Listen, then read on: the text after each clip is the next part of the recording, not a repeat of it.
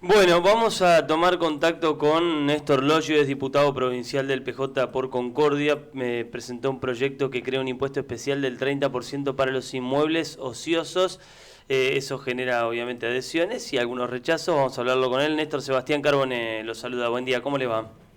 ¿Qué tal? Buen día, un gusto saludarte, un saludo para toda tu audiencia. Bueno, cuéntenos un poco cómo es el proyecto. Bueno, es muy simple. Yo venía conversando con personas relacionadas a grupos o asociaciones de inquilinos que venían planteándome las dificultades que están teniendo para acceder a una vivienda y por otro lado la información que fui recibiendo de que había viviendas ociosas, de gente que tiene propiedades de vivienda pero no las pone en alquiler. Así que empezamos a estudiar la situación. Estuvimos analizando, bueno, en otros lugares, qué pasa, cómo se actúa, vimos legislación comparada, así que pudimos ver mucha documentación de, por ejemplo, en Montevideo, acá por ver acá en América, Montevideo, Brasil, en Bogotá, en Canadá.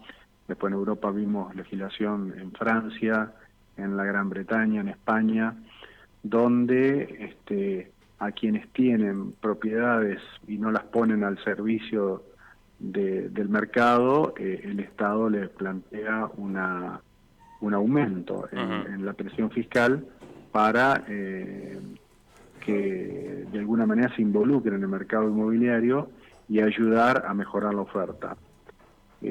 Obviamente yo sabía cuando me planteaba esto que iba a generar ruido en el sector inmobiliario. Sí. Ellos defienden el interés del sector y a mí me parece absolutamente normal y natural que así sea.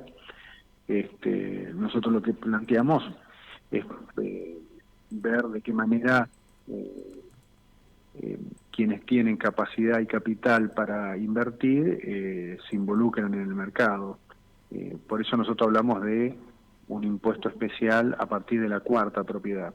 Es decir, entendemos que una persona tiene una primera propiedad que es en la que habita, una segunda propiedad que puede ser su casa de fin de semana, una tercera propiedad donde puede ser el lugar de su trabajo, de sus negocios, y a partir de la cuarta propiedad lo que plantea el proyecto es que si no la ponen al servicio inmobiliario, pagan una sobretasa del 30%, como es en el caso de los terrenos baldíos, ¿no? Los terrenos baldíos Néstor, ese es un caso evidente porque en un terreno baldío obviamente que ahí no se está haciendo nada.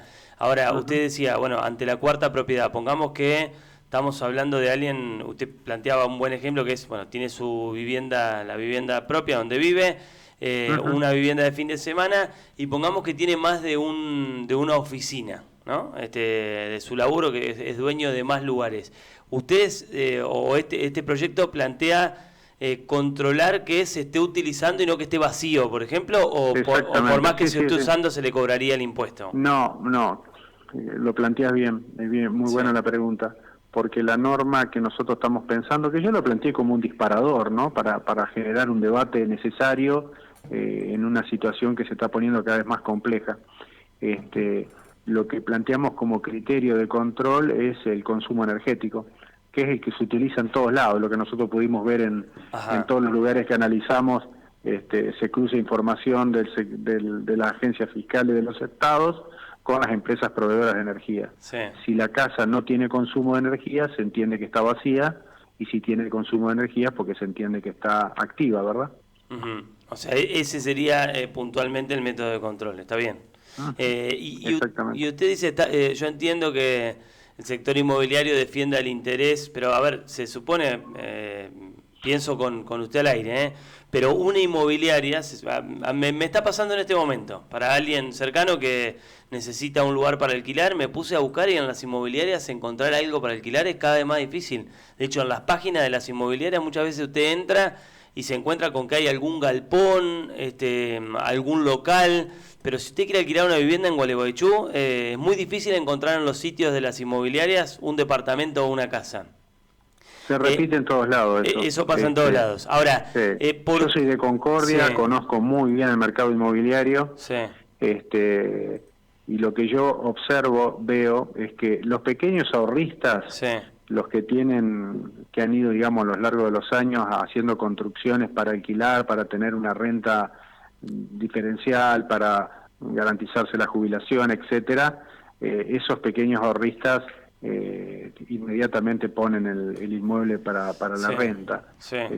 Los que no ponen el inmueble para el mercado inmobiliario son los grandes inversores. Sí, que lo que pasa también, Néstor, a favor no de esos grandes inversores, pero sí de quien tiene una propiedad, es que antes tener una propiedad para alquilar le significaba una muy buena renta. Hoy por ahí uno tiene una propiedad de $150.000 para alquilarla en 80 o 90 mil pesos, que son $200. Mira, históricamente había una relación de un porcentaje X del valor del inmueble y el valor del alquiler. Eso ha perdido enormemente en el curso, yo te diría, del 2015 para acá. Eso tiene una relación directa con la pérdida de poder adquisitivo del salario. En el 2015 el promedio del salario de los trabajadores estaba entre $550 y $600. Hoy sabés lo que significa el valor de un trabajador, está por debajo de los $200.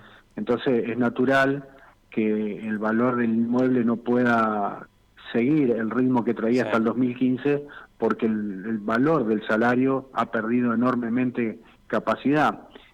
Hay un problema más de la macroeconomía, sin ningún lugar a duda, que es el problema principal.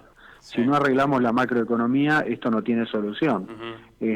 Necesitamos inversiones para que haya cada vez más vivienda, necesitamos un Estado activo, bueno, de hecho lo hay, el Estado sigue construyendo viviendas de interés social, pero esa franja de la clase media que no ingresa a los programas de vivienda de interés social y que necesita el mercado inmobiliario, hoy está, insisto, realmente muy complicado para acceder porque no hay oferta. Ahora, Néstor, vuelvo al origen de mi pregunta porque en realidad no se la terminé de hacer. Digo, una inmobiliaria, no hablo de un tenedor de tierra que pasa en muchos lugares, que hay, no sé, una gran inmobiliaria que pueda tener sus propias propiedades o sus propias tierras, digamos, cosa que digamos, no me parece mal ni mucho menos, pero digo, una inmobiliaria común debería querer que esto pase, que haya más movimiento, porque es más trabajo. Hoy vos llamás a una inmobiliaria y le decís quiero alquilar un departamento de 2 ambientes, de 2 dormitorios, te dicen no, mirá, no tengo lista de espera, hay gente que está esperando que ingrese uno. Es muy complicado, pero eso va en contra de los intereses de la propia inmobiliaria, porque tendrían la posibilidad de tener mucho más laburo del que tienen ahí. Sí, no, claro, desde luego. Si hubiera más ofertas, si el mercado estuviera más activo y quienes tienen propiedades las ponen en oferta al mercado, la inmobiliaria trabajaría más, sí. Cuando yo me refiero a las inmobiliarias, me refiero en realidad a quienes representan el interés de los grandes inversores. Que bueno, es también, digo, uno entiende todo, somos dirigentes políticos, tenemos la obligación de entender cómo funciona el mercado, pero hoy la construcción es una forma de dolarizar activos, ¿no? Si yo construyo, yo tengo excedentes en pesos, pago mano de obra en pesos, pago material en pesos y vendo en dólares. Así está funcionando hoy el mercado inmobiliario. Entonces, a nosotros se nos pareció, cuando conversamos con los diferentes grupos de inquilinos, que el Estado podría de alguna manera intervenir, planteándole a quien hizo esa inversión y no la pone en el mercado, si vos tenés esta inversión, la dolarizaste, hace un aporte adicional al Estado por ese inmueble que no corresponde en alquiler, ¿no? Esta es un poco la discusión que hemos propuesto y bueno, que se está discutiendo. ¿Y qué imagina que va a pasar? Y esto necesita construir consenso, como toda norma. Si no hay consenso no va a avanzar, si hay consenso va a avanzar. Esto es una propuesta que yo presenté hace relativamente poco tiempo y está en discusión. Así que veremos cómo evoluciona. Néstor, le agradecemos enormemente por el contacto y le mandamos un abrazo grande. A ustedes, son muy amables. Hasta pronto. Néstor Logio, diputado del PJ por Concordia, con este proyecto de incorporar un 30% de impuestos a las viviendas ociosas. Es un tema difícil primero porque yo creo que ya impuestos es como que no hay más margen para nada. Ahora, es cierto que es un momento del sector inmobiliario tremendo porque vos querés alquilar algo o no sé, me ha pasado de amigos que que viene algún conocido a Gualeguaychú a vivir, a estudiar, por ejemplo, ¿no? Un chico de Gualeguay que venía a estudiar en la Facultad de Bromatología.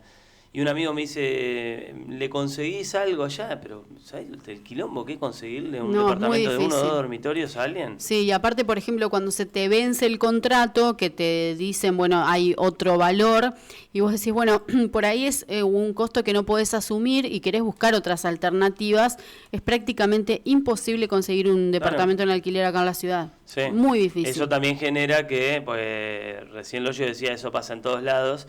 Pero también es cierto, me pasó con este amigo que cuando le pasé los precios, yo vi el otro día un departamento de un solo dormitorio, 75.000 pesos de alquiler. Es una locura. Entonces me decía, ¿pero qué Buenos Aires? ¿Están en capital? No, es el mercado inmobiliario de Gualeguaychú. Sí. Entonces, es una locura. Son valores terribles. Bueno, y lo mismo pasa con un trabajador gana 120 lucas y vos le sacás 70 No podés vivir. Si tenés que alquilar, no podés vivir. Lo mismo pasa con los locales comerciales. Sí. Digo, que después eso también se traslada a lo que nosotros pagamos en cualquier objeto que compremos, sea por ejemplo una farmacia, sea de ropa, sea un bazar, lo que sea, bueno, todo se traduce también ahí al precio que se paga de alquiler, que son altísimos. Sí, lo que te pasa es, insisto, es que el inversor o el que tiene la propiedad te dice, mira, yo tengo una propiedad de $150.000. Sí. Que habría que multiplicar para ver cuántos pesos son. A ver cuánto está el dólar en este momento. 90.000 pesos. Claro. ¿No es cierto? Entonces, realmente, ¿qué sentido tiene que yo tenga que muchos inquilinos también, cómo te devuelven la casa, o el local. Millones de pesos. Es una locura. Claro, no hay correlación entre los costos y lo que uno pone en valor, su propiedad, y que hay gente que te la debe cuidar espectacular y que la debe proteger y hasta mejorar, pero hay gente que te la vuelve destrozada. Si vos alquilás esa propiedad de $150.000 a 90.000 pesos, son 736 meses para recuperar la inversión. Son 61 años que tienen que pasar, digamos, con esa lógica. Claro. Nunca lo vas a recuperar. Claro. Entonces, antes muchos invertían con eso y hoy es, también, el juego inmobiliario también lo que hace es que, bueno, entro, compro, espero que las propiedades, por ejemplo, sube el dólar, las propiedades por ahí bajan en dólares, entonces es el momento en el que quien tiene muchos dólares sale y compra, después espera, si la situación se estabiliza un poco, las propiedades recuperan valor, sale y vende. Bueno, es el juego que puede hacer quien tiene, no me parece mal que el Estado intervenga para decir, che, acá hay una necesidad. A veces el Estado interviniendo es un elefante en un bazar, porque después hacen la ley de alquileres y la tienen que poner en suspenso porque fue contraproducente. Entonces hay que ver después qué pasa con los proyectos que cuando uno los escucha son muy lindos y que a la hora de ponerlos en práctica después no solo no sirven, sino que atentan contra el interés del más débil, que es el inquilino, como ya pasó con la ley de alquileres. Entonces, ¿qué puede pasar? ¿Qué impacto puede tener una medida de este tipo? Bueno, si es a partir del... Porque uno lo que piensa es, bueno, capaz que el que tenía un departamento dice, no me conviene alquiler, lo vendo. Y termina en la misma mano que tiene todos los otros. Bueno, lo que dice el hoyo es, esto es a partir de la cuarta propiedad, no es que pagas en la primera, la segunda, la tercera. Si se modifica la ley de alquileres, no estaría mal que se incluya también este proyecto. Digo, ya si que es necesario volver a modificar o volver hacia atrás algunos puntos de la ley de alquiler, por ahí se le suma también qué es lo que pasa cuando hay viviendas o locales ociosos que son muy necesarios para la sociedad.